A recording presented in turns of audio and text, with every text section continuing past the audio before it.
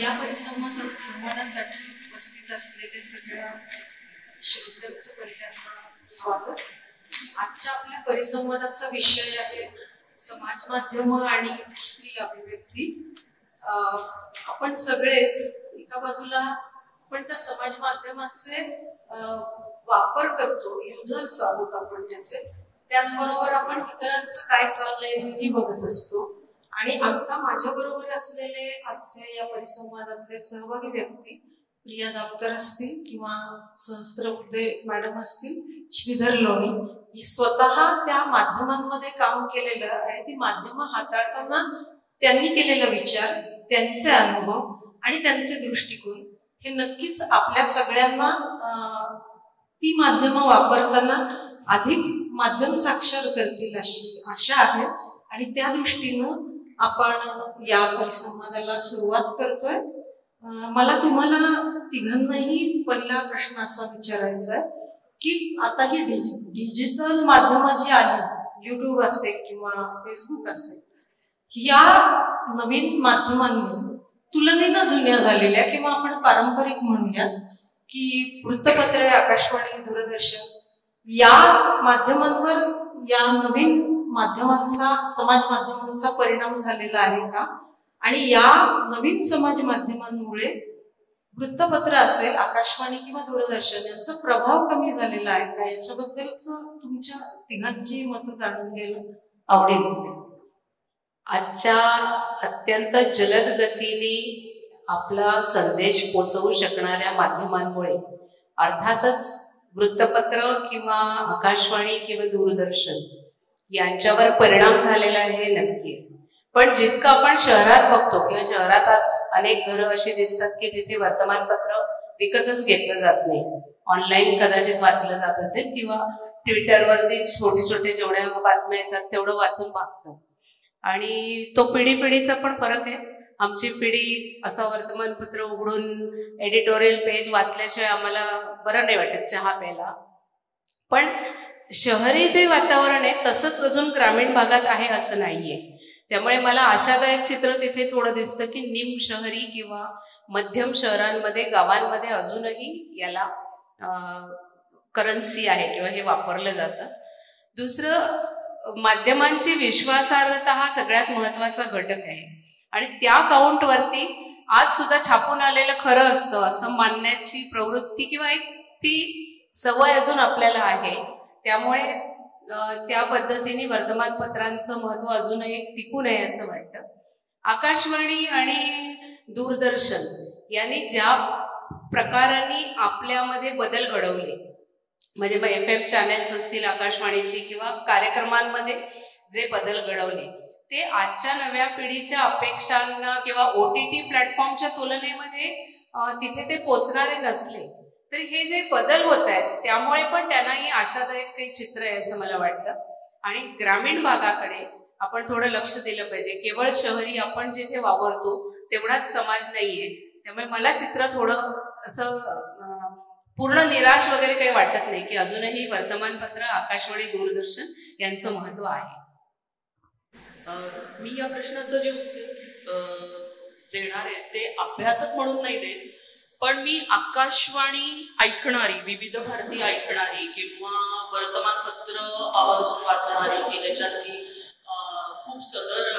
खूप चांगली सदर पूर्वी असायचे आणि त्याचा काय म्हणूयात, त्याचा दर्जा किंवा अभ्यासपूर्ण लेखांचं प्रमाण हे वर्तमानपत्रातनं सुद्धा कमी झालंय असं मला वाटतंय. त्याचं एक कारण मला असं पण वाटतं की फेसबुकवर ग्रंथ परीक्षणाचा एक असा सुकाळ आलेला आहे. कोणीही प्रत्येकाकडे काहीतरी मत आहे आणि ते मत आम्ही मांडणारच असं झालेलं आहे. आणि अनेकदा असं माझं निरीक्षण आहे, ते कदाचित चूक असू शकतं, पण मी हे पाहिलंय की एखादी चांगली पोस्ट पाहिली की त्या व्यक्तीलाच सांगितलं जातं की या पुस्तकातलं तुम्ही लिहा आणि ती माणसं त्या पुस्तकांवर लिहितात. पण त्याच्या मागे तो जो, जेव्हा तुम्ही प्रिंट मीडियात लिहिता तेव्हा त्याचा जो एक अभ्यास करायला हवा असतो, त्याचे जे काही संदर्भ द्यावे लागतात, त्याच्याविषयीचं जे निरीक्षण गंभीरपणे नोंदवावं लागतं, मुख्य म्हणजे अनालिसिस करावं लागतं, त्याचा थोडासा अभाव मला वर्तमानपत्रांमधल्या ग्रंथपरीक्षणं किंवा नाटकं किंवा चित्रपट यांच्यामध्ये दिसतो आहे. आणि दुसरं, आता या ज्या म्हणाल्या की गावाकडे ह्याचं प्रमाण कमी आहे, तर खरंच आहे. मी मराठवाड्यातली आहे मुळात, त्यामुळे मी जेव्हा केव्हा मराठवाड्यात जाते तेव्हा अजूनही पानटपरीवर दुपारी मुकेशची गाणी लागलेली असतात. तर हे आकाशवाणी तिथे जिवंत आहे असं वाटतं. पण याच्यामध्ये शहरामध्ये शहरामध्ये जर आपण बघितलं तर मला असं पण एक लक्षात येतं की युट्यूबवर आता सिलोन जुनी गाण्यांची चॅनल्स आहेत, म्हणजे आपण पटकन ते ऐकतो आहोत. त्यामुळे रेडिओ लावणं आणि विविध भारतीवर ते गाणं ऐकणं, त्या पुढचं गाणं कोणतं, यातला जो सस्पेन्स असायचा, यातलं जे थ्रिल असायचं, ते खरंच आता मिसिंग आहे. कारण मी ठरवते मला आता हे गाणं ऐकायचंय, नंतर प्लेलिस्ट माझ्यासाठी ठरवलेली आहे, ती मला तिथे वाचता येते. त्यामुळे त्यातलं ती जी काही गंमत होती की पुढलं गाणं कोणतं, ही गंमत थोडीशी मिसिंग आहे असं मला वाटतं. नमस्कार. समाज माध्यम किंवा डिजिटल माध्यम यांचा पारंपरिक माध्यमांवर परिणाम झाला आहे का असा प्रश्न आहे. याचं एका शब्दातलं उत्तर आहे की होय, परिणाम झालेला आहे. समाज माध्यमांची जी व्याप्ती आहे ती दिवसागणिक वाढती आहे आणि ते वेगवेगळ्या प्लॅटफॉर्मवरून, म्हणजे आपला जो मोबाईल फोन आहे हे एक युनिक डिव्हाइस आहे. स्मार्टफोन म्हणूयात आपण. स्मार्टफोन हे एक युनिक डिव्हाइस आहे की त्याच्यावर ते एक असं माध्यम आहे की त्याच्यातून तुम्ही पाहू शकता, वाचू शकता आणि ऐकू शकता आणि त्याच्याच जोडीने अभिव्यक्त पण होऊ शकता. समाज माध्यमांनी एक खुलं व्यासपीठ ज्यांच्याकडे स्मार्टफोन आहे अशा सर्वांना उपलब्ध करून दिलेलं आहे आणि तेही भारतासारख्या देशात अत्यंत स्वस्त दरात. त्यामुळं समाज माध्यमांची जी लोकप्रियता आहे ती वाढत चाललेली आहे. हे एक पारंपरिक वृत्तपत्रासारख्या 200 वर्षांपासून टिकून राहिलेल्या माध्यमात काम करीत असलेल्या माझं मत आहे आणि ते नाकारण्यात काही अर्थ नाहीये. एक. नंबर 2 की हा जो परिणाम झाला आहे तो आपल्याला त्याच्यामुळं पारंपरिक माध्यमं बदलता आहेत का, तर याचंही उत्तर होय आहे. मी वृत्तपत्रात काम करतो आणि आम्हाला समाज माध्यमातल्या बदलानुरूप त्याची दखल घ्यावी लागते. एक थोडं मागं जातो. 25-30 वर्षांपूर्वी इथंच रानडे इन्स्टिट्यूट मध्ये मी जेव्हा पत्रकारिता शिकत होतो त्यावेळेला टीव्ही येऊ घातलेला होता. कलर टीव्ही होता, परंतु प्रायव्हेट चॅनेल्स येऊ घातलेले होते. रेडिओ हा जवळजवळ मृतपाय होत चाललेला होता आणि इंटरनेट वगैरे अजून भारतात आलेले नव्हते. पुणे विद्यापीठात त्यावेळेला फक्त एक इंटरनेटची एक ऑप्टिकल फायबर लिंक टाकली गेलेली होती. तर त्यावेळेला आम्ही अशी चर्चा करत होतो की बाबा आता या सगळ्या याच्यात वृत्तपत्रांचं काय होईल, कारण टीव्ही आल्यावर. तर आज 30 वर्षांनी काय झालेलं आहे की रेडिओ जो मृत झालेला होऊ पाहत होता तो पुन्हा जन्मून एफएमच्या रूपाने पुन्हा काही काळ भरभराटेला येऊन आता तो परत मृत होतोय की काय अशी स्थिती निर्माण झालेली आहे. जो टीव्ही त्यावेळेला अजून उदयाला येत होता किंवा आलेला नव्हता तो टीव्ही आता सोशल मीडियाच्या आश्रयाने चाललेला आहे. वृत्तपत्र मात्र अजून आहे तिथंच आहेत, परंतु एक नक्की की कोविड नंतर लोक वृत्तपत्र घरी विकत घेऊन वाचण्याचं प्रमाण कमी झालेलं आहे. हा झाला दुसरा मुद्दा. तिसरा मुद्दा की यामुळं गुणवत्ता किंवा दर्जा याचा जो उल्लेख झाला तर मला असं वाटतं की जी अभिरुची आहे समाजाची त्या अभिरुचीला अनुरूप आणि समाजाच्या अभिरुची घडवण्याचा जो प्रयत्न माध्यमांकडनं होत असतो तो चालू आहे. परंतु समाज माध्यमांची व्याप्ती इतक्या वेगाने वाढते आहे आणि ते सहजगत्या उपलब्ध असल्यामुळं आणि तिथं कॉन्ट्रीब्यूट पटकन करता येत असल्यामुळं झालं असं आहे की त्याच्यावर त्याचं आकर्षण वाढलंय. आणि वृत्तपत्रांकडं मात्र थोडं आपण नॉस्टॅल्जियाच्या काळात बघतो की पूर्वीच्या काळी पानभर लेख यायचे, पूर्वीच्या काळी प्रदीर्घ अशा मुलाखती यायच्या किंवा अशा प्रकारची चर्चा होती. पण हे सगळं आपण या काळात करतो की जेव्हा 30 सेकंदांपेक्षा वरच्या कालावधीचा रील आपण बघत नाही किंवा फेसबुकवरची चार ओळीपेक्षा अधिक मोठी पोस्ट असेल तर ती वाचायचा कंटाळा आपण करतो आहोत. तर हे थोडंसं या प्रकारचं आहे. समाज माध्यमं हे पारंपरिक माध्यमांवर परिणाम करत आहेत. परंतु पारंपरिक माध्यमं, मी वृत्तपत्रांच्या बद्दल बोलीन कारण मी तिथं गेली 30 वर्ष काम करतोय, म्हणून वृत्तपत्र जी आहेत ती मॅडम मगाशी म्हणाल्या तसं अजून तरी विश्वासार्हता टिकवण्याचा प्रयत्न करत आहेत. आणि आम्हाला माहिती आहे वृत्तपत्रात काम करणाऱ्यांना की जे मॅडम मगाशी सांगितले की प्रिंट इज प्रूफ, म्हणजे की छापील गोष्टींवर विश्वास आहे, त्याच्यावर आमचाही विश्वास आहे की प्रिंट इज प्रूफ, लोकांना छापून आला आहे याच्याबद्दल जोपर्यंत विश्वास आहे तोपर्यंत वृत्तपत्र राहू शकतील. परंतु हा विश्वास लोकांचा गमावणार नाही याची जबाबदारी ही आमच्यासारख्या पत्रकारांवर आहे, याचे भान आम्हाला आहे. माध्यम आणि माध्यमांचं बदलतं स्वरूप याबद्दल आपण बोलतोय. कुठलीही माध्यमं ही आर्थिक उत्पादन व्यवस्थेचा अनुषंगिक फळ म्हणजे बाय प्रोडक्ट असतात. आणि आता आपल्याला असं दिसतं विशेषतः 90 नंतर की माध्यमं हीच एक उत्पादन व्यवस्था झालेली आहे. तर ही माध्यम ही उत्पादन व्यवस्था होणं याची जाणीव आपल्याला विशेषतः कोविडच्या काळात सगळं जग बंद होतं त्या काळात प्रकर्षानं झाली. आणि अगदी खेडेगावातली एक आजी तिच्याकडचं स्वयंपाक कौशल्य घेऊन ती आली आणि त्या सगळ्या पाककृती सांगायला लागली. त्याच्या आधी मधुरा होती पण फारसं नव्हतं कोणी. आणि नंतर मग आता आपल्याला मी माझं किचन ओटा कसा आवरते इथपर्यंत ते सगळं आलेलं आहे आणि ते युट्यूबवर पडत असत. मला तुम्हाला तिघांनाही असं विचारायचंय की ही जी माध्यमं ही उत्पादन व्यवस्था झाली याची जाणीव सगळ्या पद्धतीनं व्यक्त होताना, विशेषतः तुम्ही त्यात काम करत असताना किंवा वापरत असताना त्या उत्पादन व्यवस्थेचं भान किती कशा प्रकारचं असतं किंवा काय आहे तिथं नेमकं हे थोडंसं उलगडावं. माध्यम ही तुम्ही म्हणालात तसं 1990 नंतर जे निओ लिबरल किंवा ग्लोबलायझेशनचा हा जो सगळा काळ आहे त्या काळातलं हे प्रॉडक्ट आहे आणि ते कमर्शियल प्रॉडक्ट आहे. त्यामुळे माझे व्ह्यूज किती आहेत त्याच्यावरती, युट्यूबला लाईक्स किती आहेत त्याच्यावरती मला $1 मिळणार आहे का $3 मिळणार आहेत का $60 मिळणार आहेत, ह्या सगळ्या गोष्टी असतात. म्हणजे पाकक्रियेसारखं उदाहरण आहे की त्या आजीनी पाकक्रियेचे व्हिडिओ टाकायला सुरुवात केली, नातवाने त्यांना मदत केली आणि त्यांचं चॅनेल खूप पॉप्युलर झालं. आज अशा अनेक जणी येतात. मला त्याच्यातला जो धोका दिसतो की असं करायला हरकत नाही, ती एक व्यवसायाची संधी आहे. म्हणजे मला जर गाणं शिकवता येत असेल तर मी माझ्या चॅनेलवरून शिकवू शकते किंवा मी झूमवरून शिकवू शकते.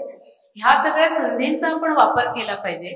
पण जेव्हा स्त्री अभिव्यक्तीशी आपण ते जोडतो त्यावेळी मला आपली दृश्यात्मकता वाढवून जे महिला आपले व्ह्यूज वाढवायचा प्रयत्न करतात ते मला फार धोकादायक वाटतं. म्हणजे आपण व्यक्ती म्हणून, आपली कला म्हणून, आपलं असलेलं स्किल म्हणून आपल्याला प्रेझेंट करणं वेगळं आहे, पण आपण बाई म्हणून आपल्याला प्रेझेंट करणं हे अत्यंत वेगळं आहे आणि वाईट आहे. आणि निओ ग्लोबल म्हणजे पॅट्रियार्कल सोसायटीची आपण गप्पा करतो की आपल्याला माहिती आहे की पितृसत्ताक व्यवस्था आहे, पण या निओ ग्लोबलायझेशन किंवा निओ लिबरलायझेशन नंतर कॅपिटॅलिझमचा जो वाढता प्रभाव आहे त्याच्यामध्ये असा महिलांच्या वरती, महिलांना एक कमॉडिटी मानण्याचा, महिला हे एक प्रॉडक्ट मानून त्यांच्याकडे बघण्याचा दृष्टिकोन खूप जास्त मोठ्या प्रमाणामध्ये हा वाढीला लागलेला आहे. तिथे मला त्याचा जास्त धोका जाणवतो. आणखीन असे अनेक विषय आहेत. आत्ताच तुम्ही काल परवाची बातमी जर वाचली असेल तर मला सांगताना सुद्धा थोडासा संकोच होतो की सन मॉम चॅलेंज अशा नावाने काही काही व्हिडिओज येण्याची हल्ली पद्धत आहे. म्हणजे आपण मुलगा आपल्या पाठीवरती बसून घोडा करतो, तर त्याच्याऐवजी मग मुलाच्या पाठीवर आई बसले, मग आईला तो घोडा करतो. अशा टाईपची ती काहीतरी सन मॉम चॅलेंज आहे. आणि त्याच्यातला सुद्धा पॉप्युलॅरिटी मिळते आहे या प्रकाराला.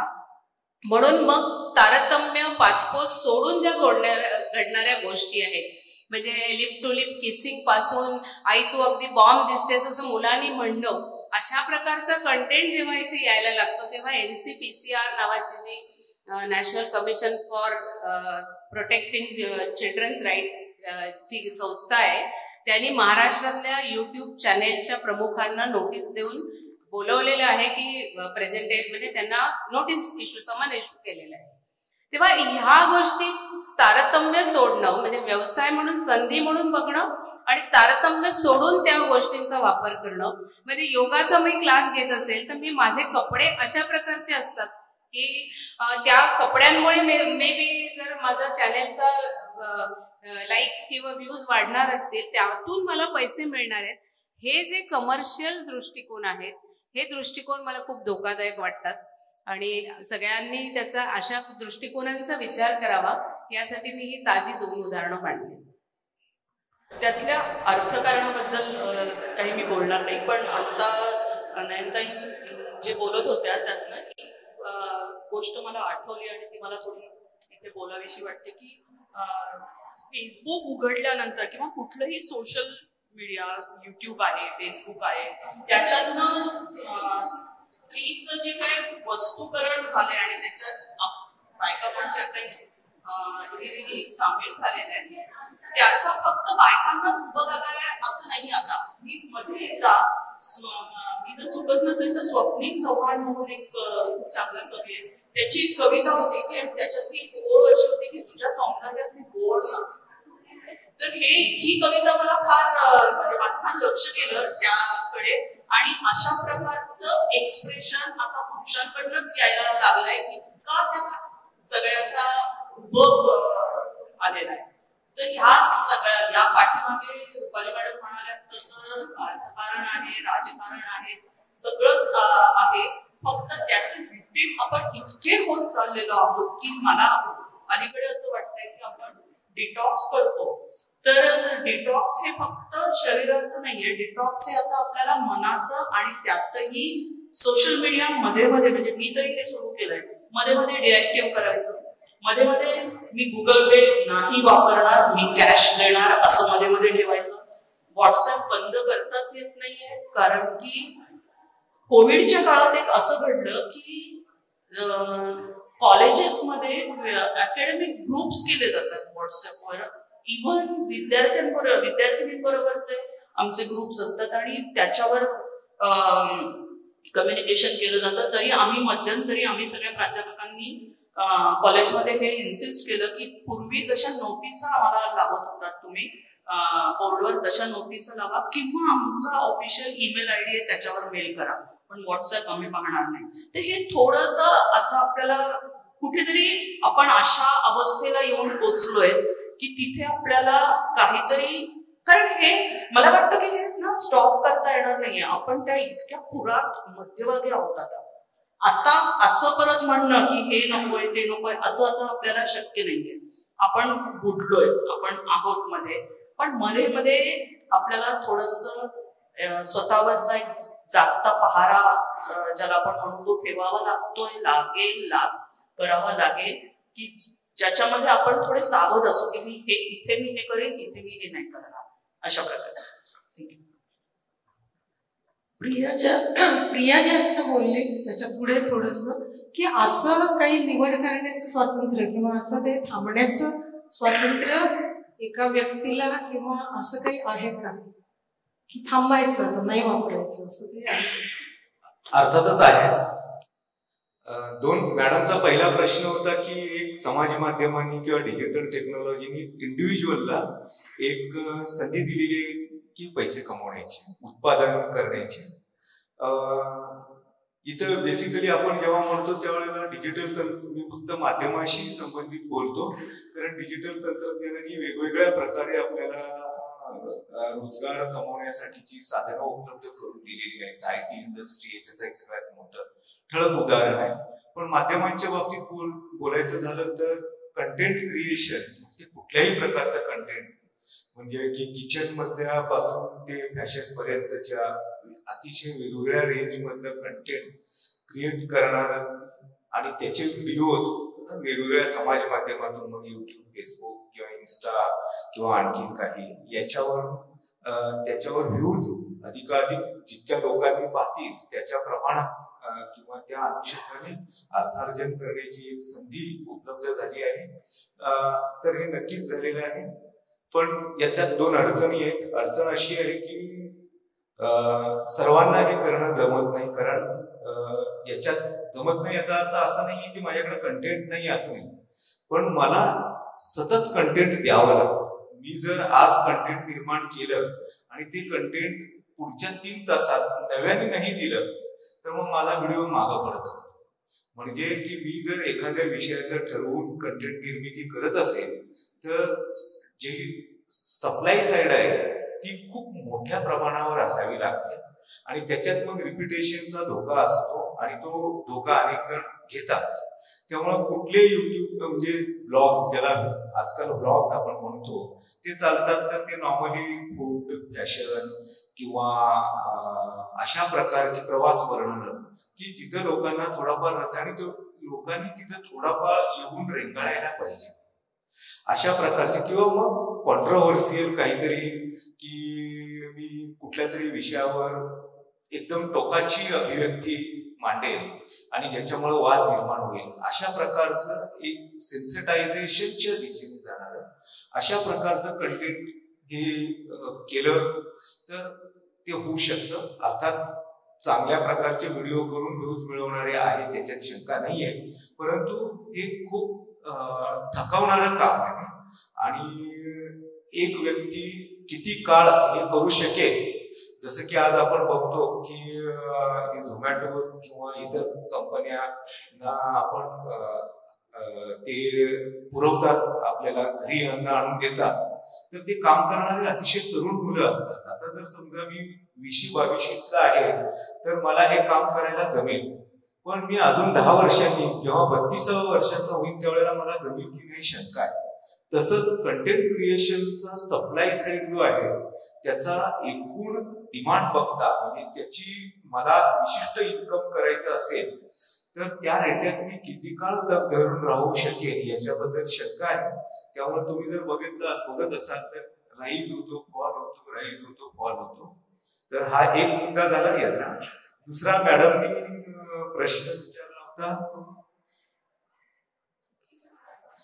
व्यक्तीला, तर हे मगाशी मॅडमनी सांगितलं, जामकर मॅडमनी, त्याप्रमाणे ना मी जर ठरवलं की मी नाही बघणार, म्हणजे साधा सोपा उपाय आहे, स्मार्टफोनवरून समजा मी फेसबुकचं ऍप डिलीट करून टाकलं तर काय होतं की फावल्या वेळात सहज चाळा म्हणून काही काम नाहीये, व्हॉट्सअप बघून झालं, मग चला मग फेसबुकवर जाऊ, फेसबुकचा कंटाळा आला की इन्स्टावर जाऊ, इन्स्टाचा कंटाळा आला की युट्यूबवर जाऊ, असं जे होतं ना, तर याच्या पहिली स्टेप आपण काय करू शकतो, तर काही काळासाठी जर आपण त्याच्यावर खूप अवलंबून नसू, जर मी कंटेंट क्रिएटरच असेल, आता मी माध्यमाच्या क्षेत्रात आहे त्यामुळे मला ही परवडत नाही, त्यामुळे मी ठेवतो त्या, पण मी जर माध्यमाच्या क्षेत्रात नसेल तर मी फेसबुक मोबाईलवरून काढून टाकतो. मग डेस्कटॉपवर वापरावं, पण आपण डेस्कटॉप उघडण्या किंवा लॅपटॉप उघडण्यासाठी थोडे परिश्रम घ्यावे लागतात, ते चालू करायला, त्याच्यानंतर त्यात थोडं बैठक मारावी लागते. मोबाईल काय कुठेही म्हणजे अगदी कुठेही आपण सहज उघडू शकतो. तर हे शक्य आहे. मी गेल्याच रविवारी महाराष्ट्र टाइम्स मध्ये एक लेख लिहिला होता की भारतीयांचा जे स्क्रीन टाइम आहे तो स्क्रीन टाइम भारतीयांचा हा आता जवळजवळ 8.5 तासांपेक्षा जास्त आहे. म्हणजे 24 तासांपैकी 8.5 तास आपण मोबाईल किंवा लॅपटॉपला खिळून असतो. म्हणजे जर आपण 6 तास झोपण्याचे धरलो तर याचा अर्थ होतो की आपण जागेपणाचे निम्मा वेळ हा स्क्रीन टाइम वर घालवतो.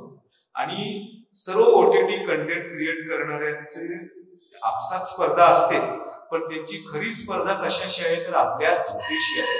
आणि याची ती जाहीर कबुली ते देतात की आम्हाला जे प्रेक्षक आहेत त्यांच्या झोपेशी स्पर्धा करायची आहे. आणि हे जे बिंज वॉचिंग वगैरे प्रकार आहेत की 40-45 मिनिटाचा एक एपिसोड असतो आणि असे 10 एपिसोड्स असतात आणि मी तो एका रात्रीत बघून संपवतो, याच्याने होता परिणाम माझ्या आरोग्यावर होतो. तरुण असताना कदाचित जाणवणार नाही, परंतु हे आहे आणि डिटॉक्स होणं हे शक्य आहे. आणि हे इतर सगळ्यांसारखंच आहे, फक्त आपली सुरुवातीची पहिली स्टेप म्हणजे इच्छाशक्ती पाहिजे. मला म्हणजे परी मॅडमनी मगाशी जे विचारलं की हे शक्य आहे का, आता आपण पटकन म्हणतोय हे शक्य आहे, पण आपल्या सगळ्यांना माहितीये हे खूप कठीण आहे आपल्यासाठी. आता इतकं ते आपल्या धमन्यांमध्ये ना त्यांनी ते सुई केलेली आहे. आणि म्हणूनच मी जे मगाशी म्हणाले की ना आपलं काहीतरी प्रचंड गणतंय, पण ते थोडस ज्याला आपण म्हणतो म्हणजे खरं तर तो हा शब्द मला वापरायचा नाहीये, पण ती एक प्रकारची आता साधनाच ठरणार आहे, म्हणजे ते साधनेच्या पातळीवर जाणार आहे. इतकं ते आता कठीण होत चाललेलं आहे. दुसरं हे मला फेसबुक किंवा युट्यूब पुरतं नाहीये, आता ती जी स्मार्ट वॉच नावाची जी आलेली आहे ना अलेक्सा, म्हणजे तुम्ही माझी मैत्रीण मला म्हणाली की तू चालतेस ना प्रिया, तर ते हातात घाल आणि ते सगळं तुला ते देणार आहे. तर मी म्हटलं अरे हा हे छान आहे, मग घेऊ का. मग नंतर मी विचार केला की नको, पण मला हे नकोय. हे मला वाटण्याचं अजून एक कारण खरं तर ज्याच्यासाठी मी माईक हातात घेतला होता की एक केन लुई नावाचा एक लेखक आहे जो ज्याचा द पेपर पेन्शरी नावाचा एक कथासंग्रह आहे, ज्याच्यात त्यांनी आर्टिफिशियल इंटेलिजन्स वर आहे तो सगळा, आणि इतका उत्कृष्ट आहे. म्हणजे मराठीत अशी एकही कथा नाहीये आर्टिफिशियल इंटेलिजन्स वर. इतकी उत्तम कथा त्यांनी द परफेक्ट मॅच नावाची त्याच्यात लिहिलेली आहे. आणि त्याच्यामध्ये हा सगळा कल्लोळ आणि घोळ आणि त्यांचा तो स्ट्रगल आहे की तो सतत म्हणतोय की मी तुला सांगतो की तू तिला भेटायला जातोय जेणेकर मी सांगतो तुला की तू असावा, तू तसावा, तू कानात घाल, तू कानातून काढू नको, तू आता हे कर. आणि तो ते सगळं करायला लागतो आणि त्याच्या मैत्रिणीला कळतंय की तो हे सगळं करतोय आणि ती म्हणते तू हे स्टॉप कर. आणि त्याला स्टॉप ते करण्याची जो काही त्याचा आकांत आहे तो सगळा त्या लेखकाने त्याच्यात मांडलेला आहे. तर हे आपल्याला करावं तर लागेलच, करायला हवंच आहे, पण खूप कठीण आहे हेही तितकंच खरं आहे. आता हे जे समाज माध्यम ही समाजाशी म्हणजे तुमच्या माझ्याशी जोडलेले आहेत. याला या संदर्भातले मला 2 प्रश्न नेहमी म्हणजे मला तेव्हा काम नाही त्याच्यावर थोडंफार केलं. माध्यम समाज घडवतात का समाज माध्यमांना म्हणजे तिचं आपण ते वापरणारे त्यांच्या दृष्टीनं आपण त्यांचे ग्राहक कंझ्युमर असतो आणि ते म्हणजे बाजारपेठेशी जोडलेली माध्यमं ही आपल्याला त्यांच्यासारखं करू पाहतायत का आपण आपल्या संख्यात्मक प्रभाव दाखवून माध्यमाला आपली आवड निवड कडे वळवतोय. ते मला ते बघताना नेहमी प्रश्न पडतो. आणि त्यामुळे मला असं वाटतं की ते मागणी तसा पुरवठा असं काहीतरी होतंय का, हे नेमकं काय आहे. समाज माध्यम ते आपल्याला नियंत्रित करतात का आपण त्यांना, कारण आपण त्यांचे म्हणजे प्रभाव जो आहे आणि ते व्ह्यूज आणि रिप्लाईज याच्यामुळे आपल्याला काय हवंय हे आपणच त्यांना सांगतोय का, हे नेमकं काय त्यातला गुंता काय आहे किंवा नेमकी भानगड काय. सर्वसामान्य माणसांचा किंवा मी म्हणते सज्जन शक्ती किंवा सज्जन माणसांचा काही माध्यमांवरती प्रभाव आहे असं म्हणणं जरा खूप धाडसाचं स्टेटमेंट होईल. पण माध्यमांचे मालक त्यांचे असलेले इंटरेस्ट त्याच्याप्रमाणे ते असलेला कंटेंट हा टाकत असतात. आणि या माध्यमांची आकर्षकता, गतिशीलता आणि जसं लोणी सरांनी म्हटलं तसं की सप्लाय साईडची डिमांड एवढी आहे की इतका सारखा पुरवठा तुम्हाला करत राहायला हवा. हा जो इतका लोंढा आपल्यावर येऊन कोसळतोय त्यामुळे माध्यमच आपल्याला प्रभाव आपल्यावरती टाकताय, त्याच्यामध्ये मला वाटतं दुमत कोणाचं नसेल. आणि हा जो प्रभाव टाकत असताना आपल्या हातात आपल्याला करता येण्याजोगं आहे ते आपल्या फोनचं स्विच एवढंच कदाचित आपल्याला करता येण्याजोगं आहे. आणि जेव्हा कंटेंट जनरेशनचा आपण विचार करतो तेव्हा आपण प्रोफेशनल कंटेंट जनरेटर नसू, म्हणजे आता माझ्यासारखं मी सगळ्या माध्यमांवरती आहे, पण मी प्रोफेशनली कंटेंट जनरेट करत नाही किंवा त्यातून मला काही इन्कम यायला हवं. कारण आतापर्यंत माझ्या लाईक्सला बघून मला काही कोणी युट्यूबने एक पैसा पण आतापर्यंत तरी दिलेला नाहीये किंवा तो माझा उद्देश पण नाहीये.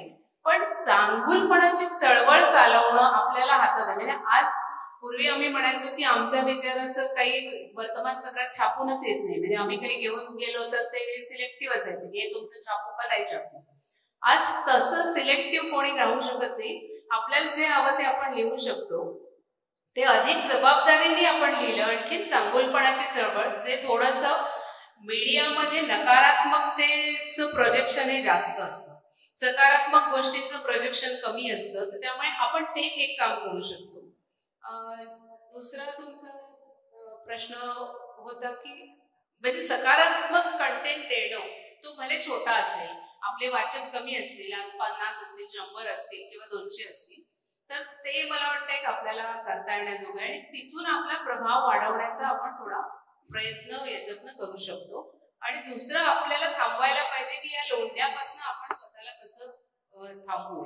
म्हणजे खूप खूप वयाची माणसं काहीतरी विचित्र प्रकारची रील करून टाकतात, म्हणजे आता रीलचा जमाना आहे आज, त्यामुळे हौस वाटणं स्वाभाविक आहे किंवा आपण पण करून बघू असं वाटणं पण स्वाभाविक आहे, कुतूहल असणं.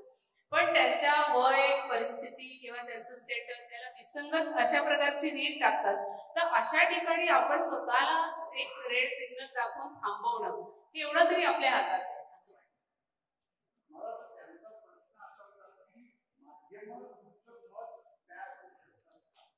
माध्यमच करताय, मी तेच म्हटलं.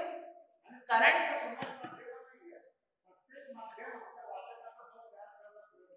पण समाज माध्यमांची गतिशीलता आकर्षक पद्धतीने व्हिडिओ येणं आणि पेपर वाचणं यात अंतर आहे ना, की एक व्हिडिओ बघितल्यावरती तुम्हाला 1 मिनिटात जे पटकन व्हिज्युअलाइज सगळं होतं. त्यामुळे समाज माध्यमांचा प्रभाव हा आहेच.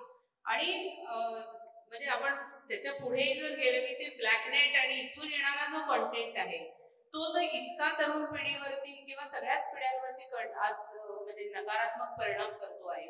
त्याच्यातनं येणारा सेक्स आहे, व्हायलन्स आहे, ड्रग्ज आहे, अब्यूज आहे, आत्महत्या करावी कशी करावी ह्याचे व्हिडिओज आहेत. ह्या सगळ्या ज्या नकारात्मक गोष्टी आहेत ना, त्याचा प्रभाव हा कितीतरी प्रचंड प्रमाणात आहे. थोडस बोलते मी या प्रश्न म्हणजे माध्यम समाजावर परिणाम करतायत का या प्रश्नाचा मी प्राध्यापक म्हणून एक ऑब्झर्वेशन मला सांगायचंय की मी जेव्हा विद्यार्थिनी होते, रुपाली पण हे सांगेल की आम्हाला जेव्हा एखादं प्रोजेक्ट दिलं जायचं, काहीतरी करायचं, एखादा निबंध लिहा, एखादं संशोधन पेपर लिहायचं, तर आम्ही आमचं पहिल्यांदा एक तर आम्हाला घाम फुटायचा की आता हे सगळं कसं कंटेंट कसा गोळा करायचा. तर आम्ही 10 लायब्ररीज मध्ये जात होतो, संदर्भ ग्रंथ काढायचो, बसायचो आणि त्याची टिप्पणी करायचो.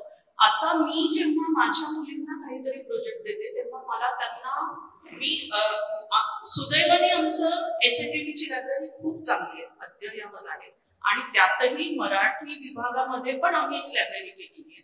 माझ्या टेबलवर सगळ्या पुस्तकांची हे असते, गठ्ठा रचलेला असतो आणि आम्ही त्यांना संदर्भ ग्रंथ दिलेले असतात, तरीही त्यांचा कल पटकन गुगल करायचं, यादी घ्यायची. आणि मग गुगलवर कोण, समजा मी कवितेचं काही प्रोजेक्ट दिले तर गुगलवर कवी कोण आहे, मला कोणालाच अंडरएस्टिमेट करायचं नाही, कोणाला कवी लेखायचं नाहीये. पण जे कवी गुगलवर आहेत, जे कवी युट्यूबवर आहेत, तेच त्याच कवींच्या कविता प्रोजेक्ट मध्ये आहेत. तर हे ना, आणि मला ही गोष्ट दिवसेंदिवस इतकी निराशाजनक एक शिक्षक म्हणून, प्राध्यापक म्हणून वाटायला लागली की मी किती सांगू, मी किती तुम्हाला सांगू की हे तुम्ही करू नका, पण एका क्लिकवर गुगलला आहे. मग मला याच्यात एक माझ्या डोक्यात असंही आलं की इंग्रजी कोशवाङ्मय जितकं समृद्ध आहे आणि खूप प्रकारे गुगलवर आणि किंडलवर त्याच्या वेगवेगळे डिक्शनरीज आहेत, तसं मराठी नसतं.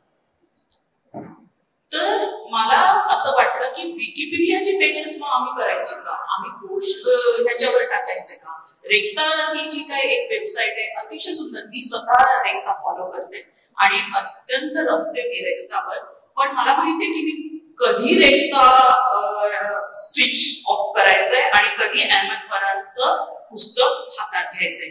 पण हे जे भान आहे जे मी मगाचपासून म्हणते ते आपल्या माझ्या वयाच्या पर्यंतच आता आहे. त्याच्या खाली आहे का नाही याबद्दल मला फारच निराशाच आहे माझ्या मनात या बाबतीत. तर हा एक अत्यंत विपरीत परिणाम विद्यार्थ्यांवर होतोय असं मला लक्षात येतं. माध्यम मत बनवतात का असा प्रश्न आहे. याच्यात समाज माध्यम आताचा काळ आहे म्हणून आणि पूर्वीचा काळ असता तर कदाचित आपण पारंपरिक माध्यम म्हटलं असतं. नोम चॉम्स्की जे आहेत त्यांनी 80च्या दशकाच्या अखेरीला मॅन्युफॅक्चरिंग कन्सेप्ट नावाचं पुस्तक लिहिलेलं आहे आणि त्याच्यात त्यांनी असं पुराव्यानिशी सिद्ध केलेलं आहे की मीडिया हाऊसेस या एक प्रकारचं कन्सेप्ट समाजात तयार करत असतात, मत तयार बनवत असतात आणि याला आजकाल काही गोंडस नाव आहेत. याला एक नॅरेटिव्ह सेट करणं असंही म्हणतात. तर हे नॅरेटिव्ह सेट करणं, एका दिशेने समाजाला विचार करायला लावणं आणि समाज त्याच दिशेने जाईल हे पाहणं, एखाद्या प्रकारची मागणी निर्माण करणं, त्या मागणी आणि ती मागणी सस्टेन होईल हे पाहणं, अशा प्रकारच्या गोष्टी या माध्यमांच्या मार्फत भांडवलदार मंडळी करत असतात. याच्यात कोणतीही शंका नाही. त्याच्यामुळं समाजात आता मी माध्यमांमध्ये आहे आणि त्यामुळे मी एक स्टेटमेंट करू शकतो की जे लोकांना हवं आहे ते आम्ही देत असतो आणि त्याच्यात काही खोटं नाही. म्हणजे उद्या जर समजा एखादी मोठी घडामोड घडली आणि ती घडामोड सोशल मीडियावर खूप चर्चिली गेली आणि आम्ही वृत्तपत्राने दखल घेतली नाही गेली तर आम्हाला उलटे पत्र येतात, फोन येतात, मेसेजेस येतात. तर हे थोडस चक्रव्यूह आहे की समाजात जे घडतं ते माध्यमात येतं आणि माध्यम हे समाजाला घडवण्याचा प्रयत्न करत असतात. यात काही शंका नाहीये. त्यामुळं आणि दुसरं असं की आजचा जमाना हा कृत्रिम बुद्धिमत्तेचा आहे आणि याच्यात माझं जे मत आहे ते मत हे कुणीतरी बनवायला मदत करत असतं मला. म्हणजे की आज आम्ही इथं बसून चर्चा करत आहोत आणि माझ्या मोबाईल स्मार्टफोन मधला सेन्सर्स सगळे चालू आहेत कारण मी जे ऍप डाउनलोड केलेले आहेत ते ऍप डाउनलोड करताना तो मला कन्सेप्ट विचारतो आणि मी न वाचताच त्याला सगळ्याला ओके ओके ओके म्हणत ऍप डाउनलोड करून घेतलेला आहे. मी जर ते मला डिसएग्री केलं तर ते ऍप डाउनलोडच होणार नाही. त्याच्यामुळं झालंय काय आहे की सर्व अटी आणि शर्ती मंजूर करून मी ऍप डाउनलोड करून घेतलेले आहेत आणि आता तो माझा संभाषण पण ऐकतो.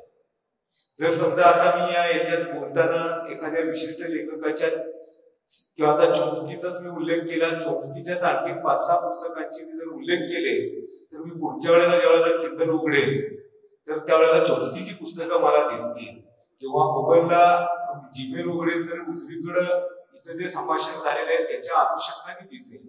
तर इतका स्मार्टपणा या कृत्रिम बुद्धिमत्तेने तयार केलेला आहे आणि त्याच्यात जसं की हे सगळं फुकट आहे आणि विशेष म्हणजे आणि एक लक्षात घ्या की असं म्हणतात की nothing in this world is free. या जगात मोफत असं काहीही नसतं. जी प्राइस टॅग असते, किमतीचं जे लेबल असतं ते दृश्य स्वरूपात तरी असतं किंवा अदृश्य स्वरूपात तरी असतं आणि जेव्हा एखादी गोष्ट मी फुकट घेतो तेव्हा मी इनफॅक्ट त्याचा एक मी स्वतःच त्याचा एक काय बनत असतो तर मी प्रॉडक्ट बनत असतो. मी जेव्हा युट्यूब फुकट बघतो आणि मॅडम म्हणाल्या की आता कॅरावानची गाणी आहेत, सगळी गाणी आहेत, रेडिओ सिलोनची गाणी ही सगळी मी ऐकतोय. मी जर समजा सकाळी चालताना 3 दिवस एकाच प्रकारची गाणी ऐकली तर युट्यूब 4थ्या दिवशी माझ्यासाठीच एक प्लेलिस्ट स्वतःच बनवतो आणि मला देतो. तर इथं मी काय केलेलं आहे की मी गरज दाखवली माझी काय आहे आणि का तर मी तिथं एक प्रोडक्ट बनलो आणि मग तो मला विकतोय की अमुक एका व्यक्तीला असं प्रोडक्ट आवडतं, तुम्हालाही आवडेल.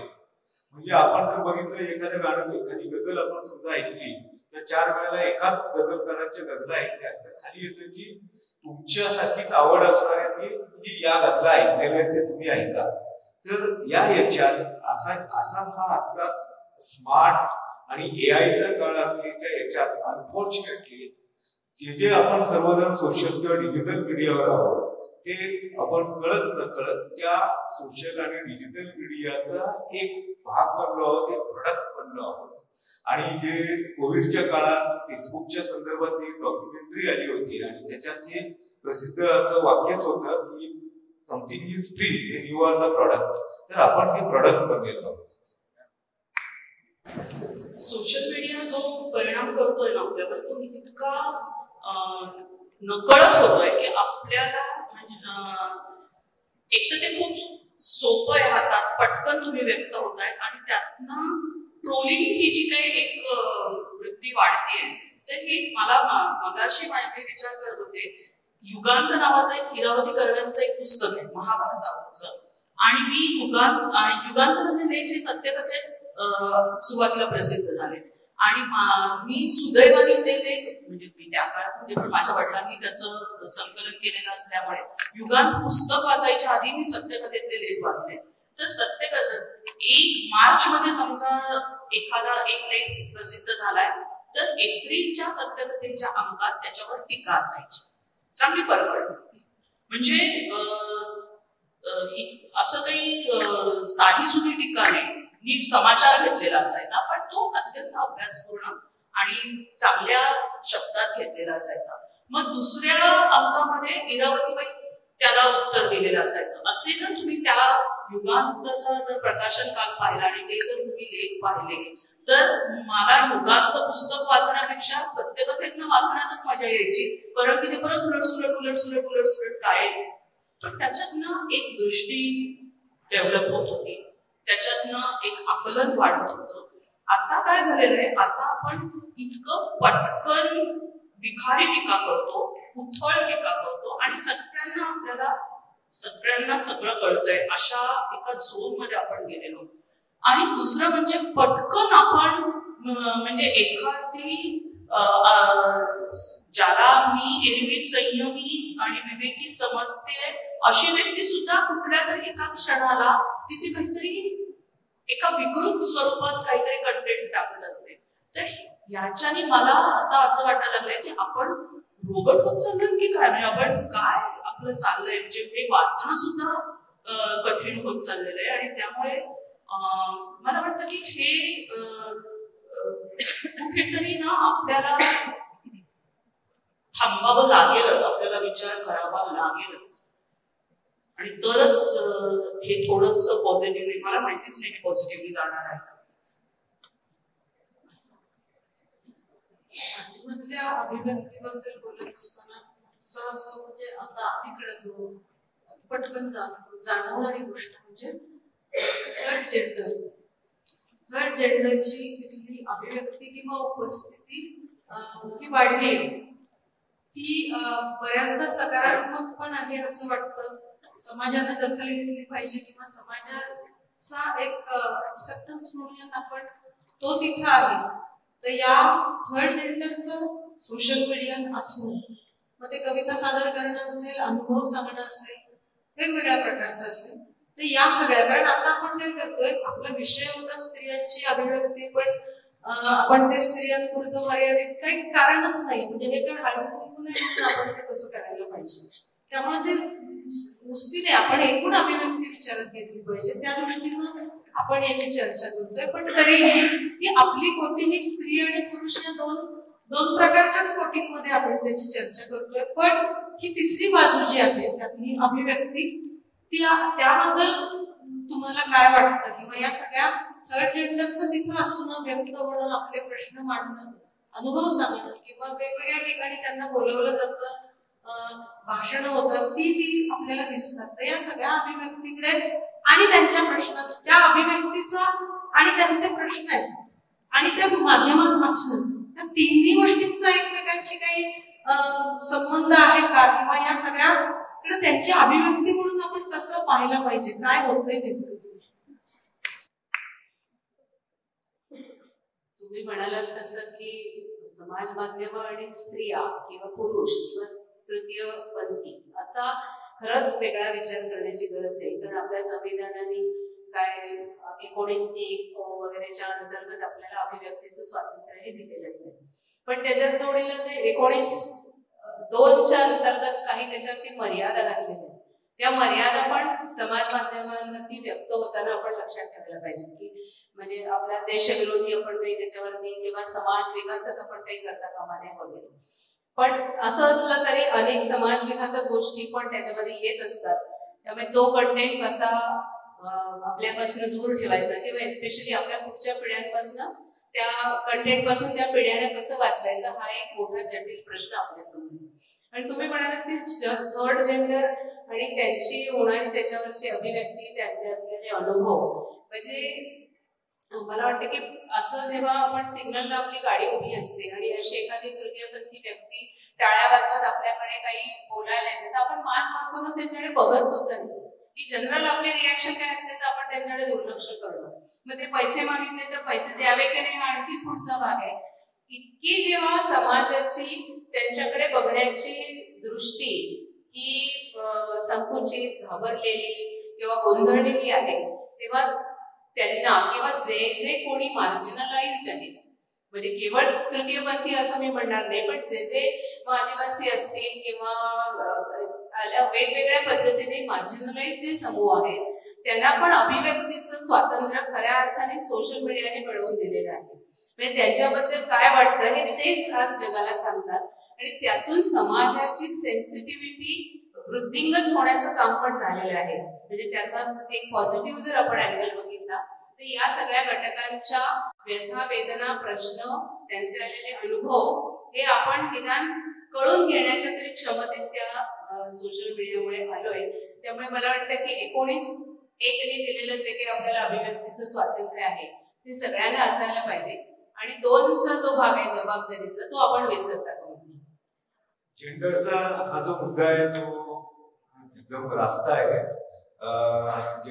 विशेषतः मॅडम बोलल्या थर्ड जेंडरला त्यांना एक संधी मिळाली सोशल मीडियातून, ही वस्तुस्थिती आहे. कारण मेनस्ट्रीम मीडियाला काही मर्यादा आहेत, ते इतक्या प्रमाणावर एका विषयावर सेन्सिटायझेशन करण्यात कमी पडतात आणि तिथं सोशल मीडियाने एक कॉम्प्लिमेंटरी रोल नक्कीच केलेला आहे. आणि परंतु केवळ तेवढ्या एकाच मुद्द्यासाठी नाही तर माझा एक इन जनरल जे समाजात आहे जेंडरच्या बाबतीतली एक इन्सेन्सिटिव्हिटी ती आपल्या अगदी खोल मनात रुजलेली आहे. त्यामुळे आपल्या इकडचे म्हणी असतील, वाक्प्रचार असतील, इथपासून ते एकूण आपलं जे शब्द काय लेक्सिकॉन म्हणून त्या सगळ्या याच्यामध्ये एक जेंडर इन्सेन्सिटिव्हिटी खूप मोठ्या प्रमाणावर आहे. म्हणजे मला आठवतं की एका 10-12 वर्षांपूर्वी एक परिसंवाद होता आणि त्या परिसंवादात स्त्रीवादी नेत्या होत्या आणि त्यांच्या समोरच एका पॉलिटिशियननी की आम्ही काय अमुकेट करण्यासाठी हातात मागण्या घातलेल्या आहेत काय वगैरे. तर हे जे आहे ते त्यांच्या दृष्टिकोनातून अतिशय स्वाभाविक स्टेटमेंट होतं. त्यांना याच्यात काही गैर आहे, वावगा आहे असंही वाटत नसतं असेल कदाचित, जोपर्यंत त्या स्त्रीवादी कार्यकर्त्यांनी त्यांना एक त्याची जाणीव करून दिली. तर हे अनफॉर्च्युनेटली काय आहे की जी जेंडरच्या बद्दलची जी सेन्सिटिव्हिटी आहे ती मीडियाचा आता एक स्फोट झाल्यानंतरही इतक्या प्रमाणात झालेली नाहीये, म्हणजे ती आलेली नाहीये. आणि याचं कारण कदाचित आपल्या खोल अंतर्मनात जे रुजलेलं पितृसत्ताक समाज पद्धती आहे आणि विशेषतः स्त्रियांकडं कमोडिटी तर आहेच, त्याच्यापेक्षा एक इन्फिरियर म्हणून एक पाहणं, काहीतरी एक सेकंडरी सिटीजन आहेत अशा पद्धतीने पाहण्याची वृत्ती आहे. स्त्रियांच्या बाबतचा दृष्टिकोन आहे. आणि तिथे तर की जी थर्ड जेंडर किंवा LGBTQ कम्युनिटी आहे त्यांच्याबद्दल तर खूपच पूर्वग्रह दूषित दृष्टिकोनातून किंवा विकृतीच्या नजरेतून पाहण्याचीच एक वृत्ती आहे. सोशल मीडियाने थोडीफार त्यांना समजून घेण्यासाठीची त्यांच्या अभिव्यक्तीची साधनं व्यासपीठ उपलब्ध करून दिलेले हे खरं आहे. परंतु जोपर्यंत आपल्या सगळ्यांच्या मनात याबद्दल एक व्यापक जागरूकता जाणीव होत नाही तोपर्यंत परिस्थिती थोडीशी मला वाटतं बदलायला वेळ लागेल. परंतु किमान आता सेन्सिटायझेशन तरी होत आहे, ही चांगली गोष्ट. परिसंवादाच्या समारोपाकडे येत असताना मला पुन्हा 2 प्रश्न. मुख्य म्हणजे लोणी स्वतः अनेक भाषांचे अभ्यासक आहेत आणि त्यांना भाषा आवडत आहेतच. प्रिय मराठी शिकवत होत्या, पण त्याही यांचंही काम समाजाशी आणि समाज माध्यमांशी जोडलेलं आहे. भाषेवर या सगळ्या माध्यमांचा भाषेवर काय परिणाम होतो? कारण दृश्य जे आहेत ते दृश्यात्मक ती सगळं दिसतच आहे, म्हणजे फोटो आणि ती डोळ्यांना दिसतं, त्यामुळं भाषेतली सूचकता किंवा भाषेतून जे कल्पनेला काय जो वाव मिळतो तो सगळा संपतोय. तर भाषेवर ही सगळी माध्यमं परिणाम करतायत, तर तो मला असं वाटतं की तो खूप विचार करायला लावणारा आहे किंवा बऱ्याच प्रमाणात चिंताजनक सुद्धा आहे. तर भाषेवर आणि एकूण आपल्या सांस्कृतिक अभिरुचीवर या माध्यमांचा परिणाम होतोय. तर भाषेवर याचा आणखी परिणाम आणि मग भाषा जतन करण्यासाठी आपण काय केलं पाहिजे आणि त्याला दुसरं जोडून असा प्रश्न आहे. कारण शेवटचा प्रश्न म्हणून सांस्कृतिक जसं आपण सगळी माध्यम साक्षरता भारतापुरती निदान आणायची असेल तर माध्यम साक्षरतेच्या दृष्टीने आपल्याला काय करता येईल किंवा करावं लागतं. त्यामुळे भाषा आणि माध्यम साक्षरता आणि आपल्याला काय करायचं अशा गोष्टी.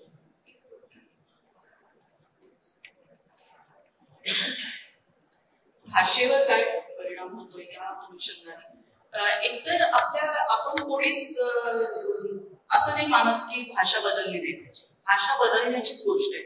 भाषा प्रवाहीच आहे, भाषा बदलायलाच हवी. भाषेमध्ये अनेक वेगवेगळ्या आपल्या शेजारच्या भाषांमध्ये शब्द येऊन पोचायला हवेत, हे सगळंच आपल्याला मान्य आहे. पण साहित्याच्या दृष्टीने जर विचार केला तर मला अलीकडे असं काहीतरी गमतीशीर वाटतंय की मराठी ही इंग्रजीचा अनुवाद केलेली मराठी आता येते. म्हणजे मी जेव्हा मराठी एखादं वाचते, म्हणजे अनुवादित पुस्तक नाही, मराठीत लिहिलेली काहीतरी कथा असेल, कविता असेल, काही असेल ते, तर ते मला मराठीतलंय असं नाही मला वाटत. लिपी माझीच आहे, पण मला असं वाटतं की हे इंग्रजी पुस्तकाचा अनुवाद मराठीत केलेली जी मराठी आहे ती ही मराठी आहे असं काहीतरी मला वाटतं. आणि हे का घडतंय याचा खरं कसं विचार माझा झालेला नाहीये, पण हे असं घडतं आहे हे नक्की आहे. दुसरं परत तोच मुद्दा येईल की पटकन व्यक्त होण्याचं स्वातंत्र्य आम्हाला मिळालंय, संधी मिळाली, माध्यम मिळालंय. त्यामुळे आम्ही आमच्या म्हणजे पूर्वी पण हे होतच असणार आहे, फक्त पूर्वी ते तितकं पुढे येत नव्हतं. म्हणजे विखार नावाची जी गोष्ट आहे ना ती आपल्या सगळ्या माणसांच्या धमन्यात गेलेली आहे. त्यामुळे ती काही विखार हा आत्ताच फक्त दिसतोय असं नाहीये, पण आता तो व्यक्त करायला खूप स्कोप आहे. त्यामुळे तो जो विखार दिसतोय भाषेचा तर ते थोडस दुःखद, सॅड, निराशाजनक वाटतं आहे. पण नवीन लिहिणारी माणसं आता काहीतरी नव्या भाषेचं काहीतरी करतील असंही वाटतंय. अजून एक गोष्ट मला वाटते की जसं की मगाशी उल्लेख झाला की पूर्वी व्यंजनेला इतकं महत्व, खरं पूर्वी हा शब्द मला वापरायचा नाहीये याच्यात. व्यंजन म्हणजे एखाद्या कवितेतनं किंवा एखाद्या कथेतनं किंवा नाटकातनं, कादंबरीतनं, कशातनंही एक स्टेटमेंट मधून आपल्याला अनेक अर्थ लागत राहतात. जसे जसे आपण मोठे होत जातो तसे तसे पण लागत राहतात. तर ती जी व्यंजना शक्ती नावाची जी गोष्ट आहे ना ती क्षीण होत चाललेली आहे. म्हणजे इतरांची झाली आणि माझी नाही झाली असं मी म्हणणार नाही. माझ्या सकट मला असं वाटतं सगळ्यांची आपली ती क्षीण होत चालली, कारण त्याला लागणारा जो ठेराव आहे तो आता आपल्या जगण्यातनं हे होतोय. पण मला तरी वाटतं की जर मला हे कळतंय तर मला काहीतरी उपाययोजना करायला स्कोप आहे. कळणं महत्वाचं आहे. म्हणजे आता आपण एका अशा काळात आहोत की आपल्याला सावध, पूर्वी कधीही आपल्या हिस्ट्रीमध्ये आपण इतके सावध नव्हतो, इतकं सावध आता आपल्याला संवेदनशील म्हणून, विचार करणारा व्यक्ती म्हणून आणि सगळ्यात महत्वाचं म्हणजे क्रिएटिव्ह माणूस म्हणून आपल्याला तो सावधपणा ठेवावा लागेल. सेन्सिटिव्हिटीच्या बाबतीत, भाषेच्या बाबतीत आणि अभिव्यक्तीच्या बाबतीत. भाषेचा वरती परिणाम काही फक्त समाज माध्यमातून होतोय असं मला नाही वाटत. तो आपल्या घरातल्या बोलीभाषेतून, आपल्या बदलत्या सगळ्या स्वातंत्र्याच्या किंवा व्यक्ती म्हणून आपल्या अधिकारांच्या ज्या कल्पना बदलतात त्या सगळ्यातून ते बदलते. आणि शाळेतलं शिक्षणाचं माध्यम जसं बदलतं तसं भाषेवरती परिणाम जास्त मोठ्या प्रमाणात होतोय असं वाटतं मला. परवाच मी कुठची तरी एका प्रसिद्ध वर्तमानपत्रातली बातमी किंवा व्हिडिओ ऐकत होते, तर त्या प्रसंगाची भनक लागली नव्हती, कोणालाही भनक लागली नाही. म्हणजे आता मी म्हटलं हा शब्द मराठी भाषेत कधी आला, पुढच्या वर्षी आला, बघावं लागेल डिक्शनरीमध्ये की भनक शब्द मराठीत कधी आला. तर ती भाषा अशी बदलत राहील. पुन्हा प्रमाण भाषा, बोली भाषा, शहरी भाषा, ग्रामीण भाषा, दर 10 मैलावर बदलणाऱ्या भाषा, असं सगळं भरपूर आपल्याकडे आहे. आणि त्यातून नवे नवे वाद पण होऊ शकतात किंवा त्यातून एक चांगलं कॉम्बिनेशन किंवा एक बदलतं कॉम्बिनेशन भाषेच्या बाबतीत येत आहे. त्यामुळे भाषेवरती माध्यमांचा होतोच हे परिणाम, पण इतरही फॅक्टर आहेत हे मला पॉइंट आउट करायचे. आणि दुसरा माध्यम साक्षरता हा अत्यंत महत्वाचा आणि अत्यंत मोठ्या प्रमाणात हातात घेण्याचा उपक्रम आहे. आता भारतीय स्त्री शक्ती संघटनेत मी काम करते गेली 30 वर्ष. पूर्वीपासून आम्ही महिलांचं शिक्षण हा विषय होताच, पण आता आम्ही त्याच्या जोडीला डिजिटल लिटरसी हा सुद्धा विषय घेतलाय. आणि तो लहान मुलांपासून वृद्धांपर्यंत, म्हणजे कोणीतरी तुम्हाला लिंक क्लिक केली, पैसे निघून गेले वगैरे, या सगळ्या गोष्टी आपण ऐकतो. कोणाचा तरी व्हिडिओ कोणीतरी केला, कोणीतरी कोणाची तरी बातमी लाईक केली, कोणीतरी फॉरवर्ड केली आणि म्हणून अटक झाली, असे अनेक सगळे गोष्टी आहेत. त्यामुळे आपल्याला IT लॉ पासून सायबर लॉ पर्यंत सगळ्या कायद्यांची साक्षरता सगळे स्मार्टफोन वापरणाऱ्यांच्याकडे असायला पाहिजे. त्याच्यावर उपाय काय, म्हणजे जेव्हा आपण असं फसलं जाऊ तर कुठे दाद मागायची ह्याची साक्षरता ही पण आपल्याला माध्यम जसं आपण इतकं इझिली वापरतो त्याच्यात जोडीला हा साक्षरता असण्याची आपल्याकडे आवश्यकता आहे. म्हणजे सेक्सटॉर्शन्स होतात, तुम्हाला चॅटचे कितीतरी लिंक्स असतात, त्या चॅटवर तुम्ही चॅट केलं, मग काहीतरी पैसे मागितले, मग कोणीतरी कोणाला तरी पैसे दिले, मग घरात सांगता येत नाही की मी असे पैसे दिले आणि मग फसवलं. आज 1 लाख मागितले, उद्या 2 लाख मागितले. अशा इतक्या अनेक प्रकारच्या तक्रारी आम्ही जी काउन्सिलिंग सेंटर चालवतो त्याच्यामध्ये येतात. आणि रिस्पॉन्सिबल नेटिझन संस्थेचं नाव तुम्ही कदाचित ऐकलं असेल, पण ही अशा आता अनेक संस्था आहेत. रिस्पॉन्सिबल नेटिझमचं नाव मी घेतलं यासाठी की भारतीय स्त्री शक्ती आणि रिस्पॉन्सिबल नेटिझम मिळून आम्ही बरेच काही उपक्रम आणि माध्यम साक्षरतेसाठी प्रयत्न करत असतो. आणि साधा एकच नियम जर आपण माध्यम साक्षरतेच्या साठी मला वाटतं लक्षात ठेवला की जी गोष्ट आपण 4 चौघांमध्ये किंवा समाजामध्ये ओपनली करणार नाही, ती कोणतीही गोष्ट 4 भिंतीच्या आत फक्त आपल्या गॅजेटच्या बरोबर आपण करायची नाही. एवढा जरी आपण एक नियम पाळला तरी आपण बऱ्याच गोष्टीतनं वाचू शकू असं मला वाटतं. पण या कायद्यांची माहिती मात्र सगळ्यांनी जरूर करून घ्यावी असं माझं आपल्या सगळ्यांना विनम्र आवाहन आहे. भाषेचा मुद्दा आहे, हे खरं आहे की भाषा ही बदलत असते आणि बदलणं हा कुठल्याही नैसर्गिक किंवा स्वाभाविक भाषेचा धर्म असतो. जर भाषा ही काळानुरूप बदलली नाही तर ती कदाचित साचरेपणा त्याच्यात येऊ शकतो आणि ती मृत होण्याचा पण एक धोका असतो, म्हणजे ती चलनातच राहते. त्यामुळे भाषा बदलायला पाहिजे याच्यात शंकाच नाही. मॅडमनी मगाशी सांगितलं. मुद्दा काय आहे की आपण आपल्या भाषेबाबत किती सजग आहोत. जॉर्ज ऑरवेलचं 1984 नावाचं जे पुस्तक आहे त्या पुस्तकात त्यांनी शेवटी असं म्हटलेलं आहे की कोणाचीही जी अभिव्यक्ती असते ती भाषेवर अवलंबून असते. म्हणजे जर समजा एखाद्या लहान मुलाला तो जन्मल्यानंतर स्वातंत्र्य, समता, बंधुता यांसारखे शब्द शिकवले नाहीत तर त्याला कदाचित स्वातंत्र्याची कल्पनाच येणार नाही किंवा बंधुत्वाची जाणीवच त्याला मिळणार नाही, समता काय असते हेही कळणार नाही. तुमचा शब्दकोश जितका मर्यादित होईल तितकी तुमची अभिव्यक्ती संकुचित होत असते. म्हणजे त्याच्यात त्यांनी म्हटलेलं आहे की वाईट हा शब्द का सांगायचा, म्हणजे गुडच्या विरोधार्थी शब्द आपण अनगुड दिले. मग आता त्याचे जे शेड्स असतात की त्या शेड्स आपण शिकवणार नाही, म्हणजे अभिव्यक्तीला मर्यादा येतात.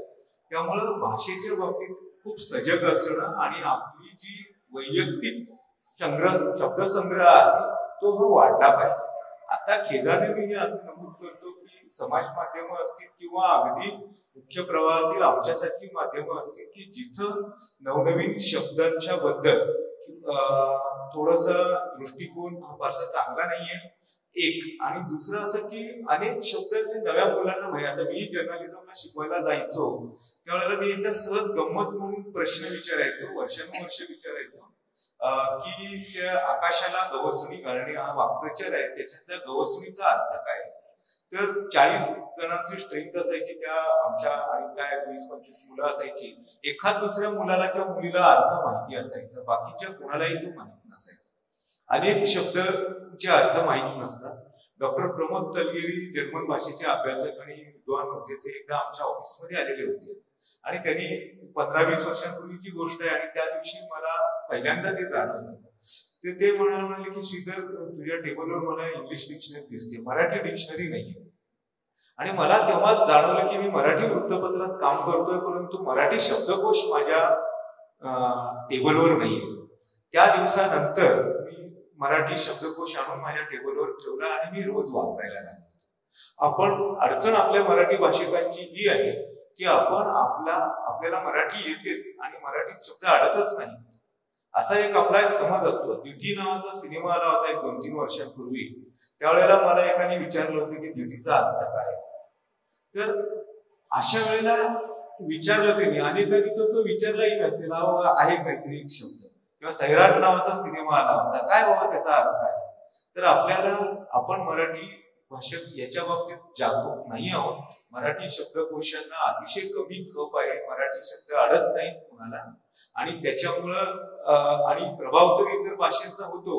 आम्ही जेव्हा पत्रकारिता करायचो त्यावेळेला सुरुवातीला आम्ही आंदोलन करणाऱ्यांसाठी आंदोलक असा साधा सोपा शब्द वापरायचो. आता यावर सर्व टीव्हीवर आंदोलन करते असा एक शब्द आलेला आहे. तो कदाचित नवीन भर असेल, ती चुकीचा नाहीये पण एक चांगला शब्द आपल्याकडे आहे. मुद्दा हा आहे की ही संवेदनशीलता आपल्याला टिकवायला हवी आहे. आणि आपली भाषा जर पुढे जायचं असेल, महाराष्ट्राची लोकसंख्या 12 कोटी आहे आणि त्यातले 10 कोटी लोक तर नक्कीच मराठी आहेत. जर्मनीच्या दुप्पट आपली लोकसंख्या आहे, परंतु जर्मनीच्या 1.1 पुस्तकं पण मराठी खपत नाही, ती वस्तुस्थिती आहे. त्यामुळे भाषेच्या बाबतीत आपल्याला खरंच एक समाज म्हणून खूप काम करावं लागणार आहे. दुसरा मुद्दा माध्यम साक्षरतेचा हा जो मुद्दा आहे तो मला वाटतं की माध्यम हळूहळू लोक वाचत, पाहत, ऐकत त्याच्याबद्दलची विकसित करू शकतात. परंतु अभय बंग यांचे वाक्य आहे ते मला खूप आवडतं आणि मी ते अनेकदा वापरतो. ते असं म्हणतात की use your note as gold. म्हणजे मी जो माझ्या पाकिटातून 1 रुपया खर्च करणार आहे ते माझं मत पण असलं पाहिजे. म्हणजे अमुक एक गोष्ट मला आवडत नाहीये ना तर मग तू ती घेऊ नकोस. तुला पटत नाहीये ना तर ते वापरू नकोस. अमुक एक काय की टीव्ही पाहायचा नाही असं आपण ठरवलं असेल, काय अमुक एक गोष्ट करायची नाही तर ते त्या पद्धतीने आपण करायला हवं. आणि कुठल्याही साक्षरतेचा, केवळ माध्यमांच नाही तर कोणत्याही साक्षरतेचा मुद्दा हा जो असतो तो शेवटी समाजाच्या जागरूकतेतून, लोकजागरातून, लोकशिक्षणातून होत असतो.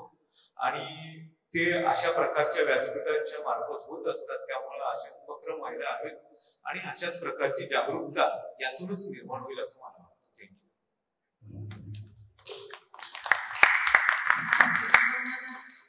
हा परिसंवाद घडवून आणण्यासाठी संकडचे आयोजक आहेतच. त्याचबरोबर जे काही बदल होत असतात ते आयत्या वेळचे बदल, त्याच्यात श्रीधर लोणी आमच्या मदतीला धावून आले असंच मी त्याबद्दल त्याच मनापासून आभार आणि कृतज्ञता.